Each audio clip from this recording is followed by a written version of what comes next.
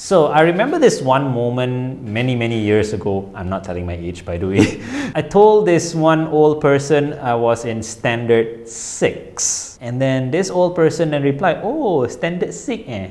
And I'm like, "No, my class is not sick, it's standard 6. Why are you saying sick?" And I didn't understand that until I studied linguistics later in university and I started teaching as well. So when it comes to pronunciation, there are reasons why people are not able to pronounce certain things. The ability to pronounce things does not reflect intelligence or dumbness, because there is this thing going on these days. When somebody doesn't pronounce a word properly, then we laugh at them and we say they're stupid, but that's not the case for a lot of people. So languages have their own set of sounds. There are some sounds that don't exist in certain languages. Take for example Japanese. So in Japanese they don't really have L. They'll take the sound that is closest to L. In the case will be R. For example, the Hotel Hilton will become Hiruton. Chocolate will be Chocolato. So that's the case of Japanese. Or in the case of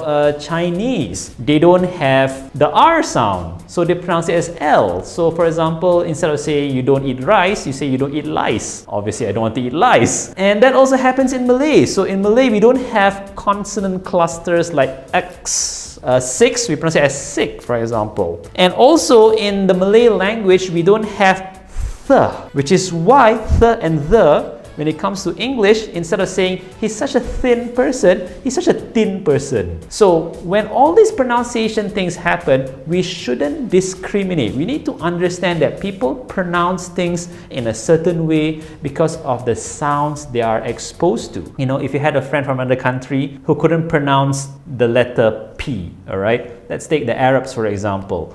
I want to have the babaya. They cannot pronounce P, it becomes babaya instead. Also, when it comes to learning English, let's make it a habit to not make fun of people who mispronounce words. This is because in the English language, words are not really pronounced the way they are spelled. Let's take for example the word tough. T-O-U-G-H. So the GH is pronounced as an F.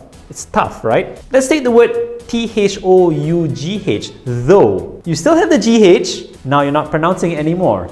English is one of the most chaotic languages when it comes to spelling, because the spelling never tells you how it's pronounced. One thing about people who mispronounce words is at least they know the word. So when they know words, it means they learn through reading. This is another reason why we shouldn't make fun of them. They probably know more words than us, they probably know more things than us, they just don't know the pronunciation. The books don't tell us how to pronounce it after all.